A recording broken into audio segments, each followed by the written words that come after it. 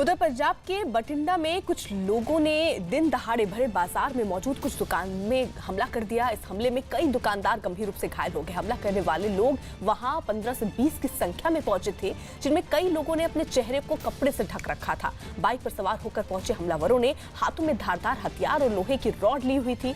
बाजार में पहुंचते ही हमलावरों ने तेजी से दुकानों में तोड़फोड़ शुरू कर दी और ये हमला इतनी तेजी से हुआ कि किसी को भी संभलने तक का मौका नहीं मिल पाया।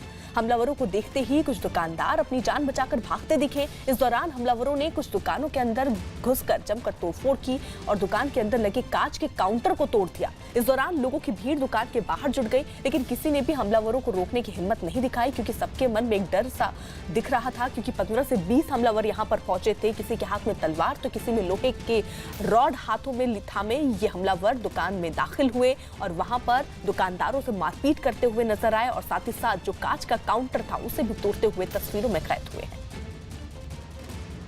दुकानदार ਦਾ ਬਿਆਨ ਦਰਜ ਕਰਕੇ ਜੋ ਉਹਦਾ ਨੁਕਸਾਨ ਹੋਇਆ ਜਾਂ ਜਿੰਨੀ ਉਹਦਾ ਮੈਡੀਕਲ ਰਿਪੋਰਟ ਆਉਂਦੀ ਹੈ ਉਹਦੇ ਮੁਤਾਬਕ ਜਿਹੜੇ ਬੰਦਿਆਂ ਦੇ ਖਿਲਾਫ ਉਹ ਬਿਆਨ ਦੇਗਾ, ਤੁਰੰਤ ਹੀ ਪਰਚਾ ਦਰਜ ਕਰਕੇ ਉਹਨਾਂ ਤੇ ਕਾਨੂੰਨੀ कार्रवाई कर रहे हैं। उधर जम्मू कश्मीर के कुलगांव में आतंकी हमले में मारे गए 5 मजदूरों के शव पश्चिम बंगाल के मुर्शिदाबाद में उनके परिजनों को सौंप दिए गए। मजदूरों के शव उनके गांव पहुंचते ही मातम पसर गया।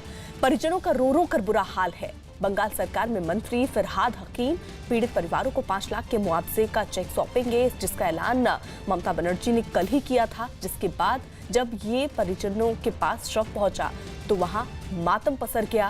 दरअसल कुलगांव में आतंकी हमला हुआ, जिसमें ये 5 मजदूर जो वहां काम करने के लिए गए थे उनकी जान चली गई थी। उनकी हत्या इन आतंकियों ने किया, जिसका शव पश्चिम बंगाल के मुर्शिदाबाद, जहां के लोग रहने वाले थे, उनके परिजनों के घर पहुंचे, उन्हें सौंपे गए।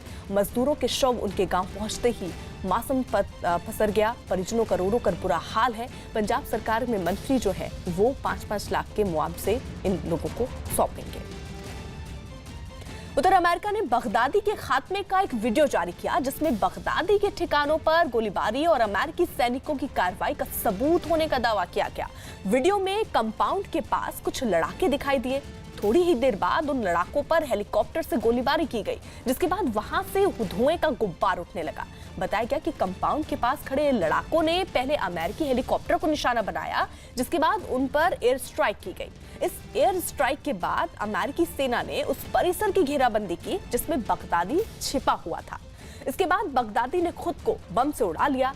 अमेरिका ने इस हमले में बगदादी के साथ उसके 2 बच्चों के मारे जाने की पुष्टि भी की थी। इसकी पहले ही पुष्टि डोनाल्ड ट्रंप की तरफ से भी की गई थी ट्वीट के माध्यम से, और उसके बाद एक ट्वीट और आया था जिस पर इस बात की भी जानकारी दी गई थी कि दरअसल जो अब उत्तराधिकारी जिसके बनने की बात सामने आ रही है उसे भी अमेरिका ने मार गिराया है।